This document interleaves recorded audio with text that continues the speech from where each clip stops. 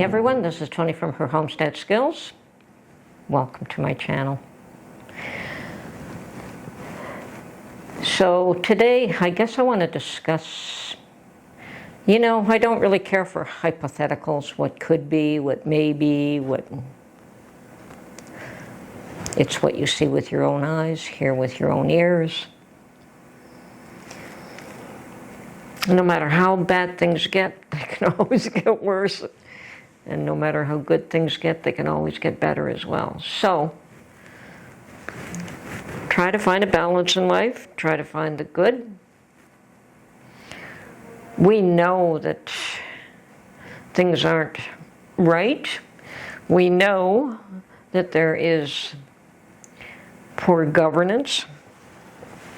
The truth is, on what basis does anyone have to accept the narrative that they're being fed? We all have a mind.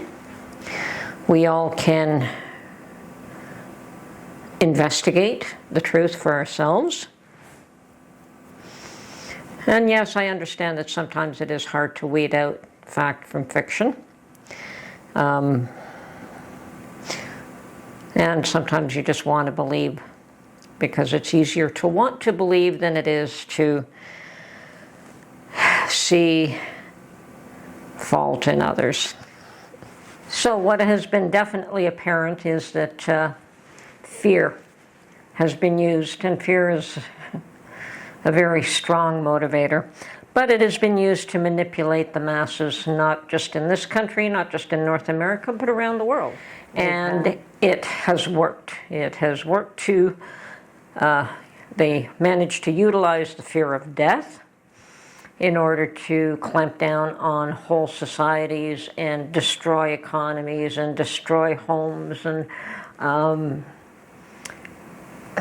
destroy incomes of some people, not everyone, obviously, but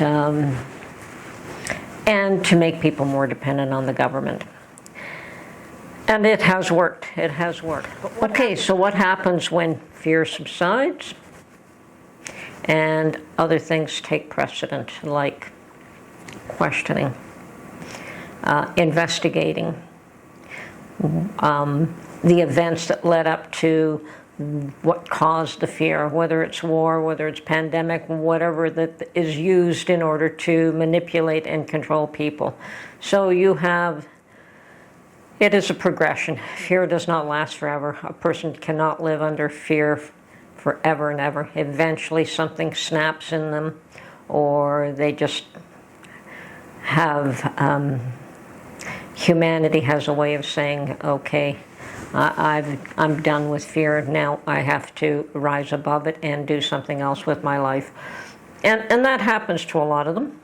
Not everyone. Some people continually are debilitated by fear. Others fight it and come to other conclusions. So what you have seen is that there are groups that have said, hey,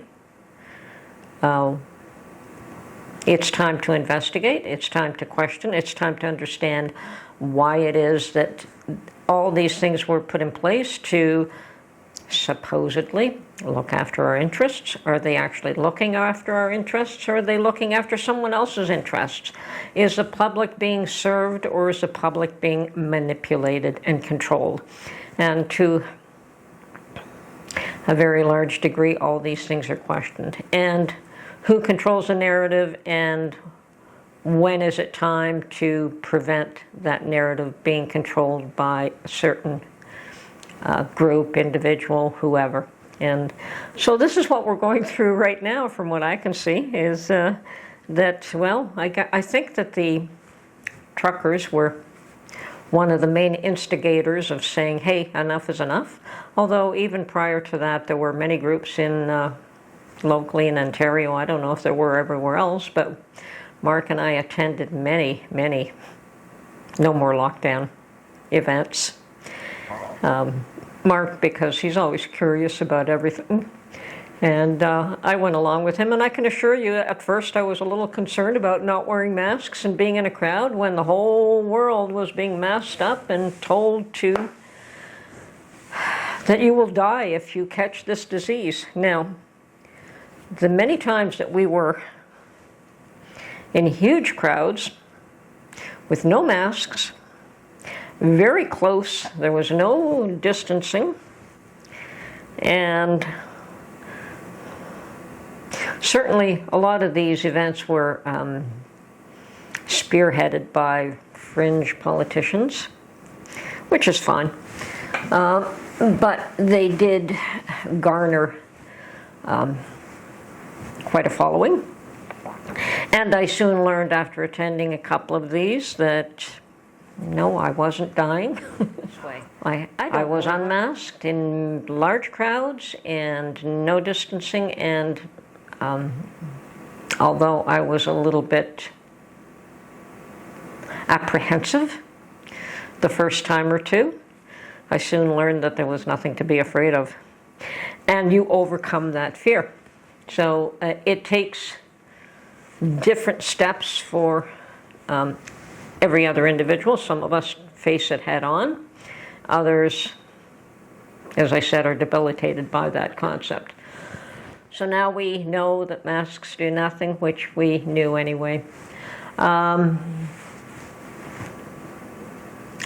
We also know that those that try to control the narrative are losing their hold on people's minds, on people's thoughts, and now the fear is on the other side. And I'm sensing that, and I'm noticing that once you, it's like when you stand up to a bully, the bully backs down, and to me that is what I'm seeing happening.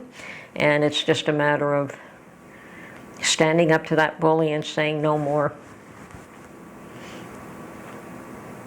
It's a tough row, but once you do it, you realize that that bully is weaker than any. He does not have the power or the strength or the ability, no matter what forces he marshals behind him, he's going to fail because he's just a bully. So the idea is standing up to those that would try to control the narrative, whether it's media, politicians, your brother.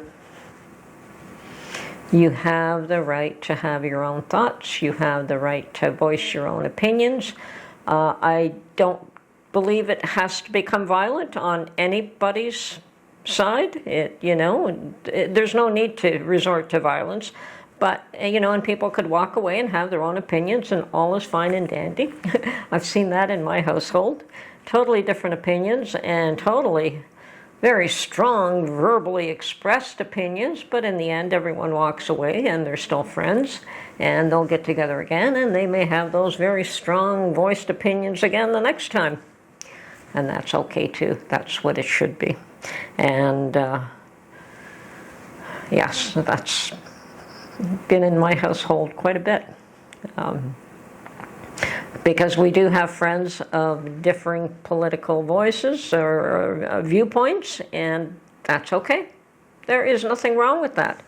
We also have family members on opposite sides of this, all these mandates, and that's okay too. And that doesn't mean you have to tear your family apart because of it. So stop with the dividing, stop with the hatefulness, stop with the name-calling, stop with the name-calling I find amusing. Everyone's a Nazi and a racist and a this and a that and a misogynist, Anyway, what came to mind earlier on today was that childish refrain when somebody calls you by a name and you retort with, I know you are, but what am I? And name calling is just crap. It means that the person who's calling you names has no argument to your position. So they resort to an ad hominem, to calling you a name, because they don't know how to deal with the actual issues that you're presenting them with. So they think that they can humiliate or downgrade you or make you feel lesser by calling you a name that would describe a negative. But that doesn't mean that that name is you. It reflects more on them and their reasons for calling you by that name than it does on you. So you have to remember that name calling is nonsense. It's a waste of time. It is them showing their weakness at holding an argument or confronting an argument. So my thought here today really comes down to who controls the narrative and how do they control it?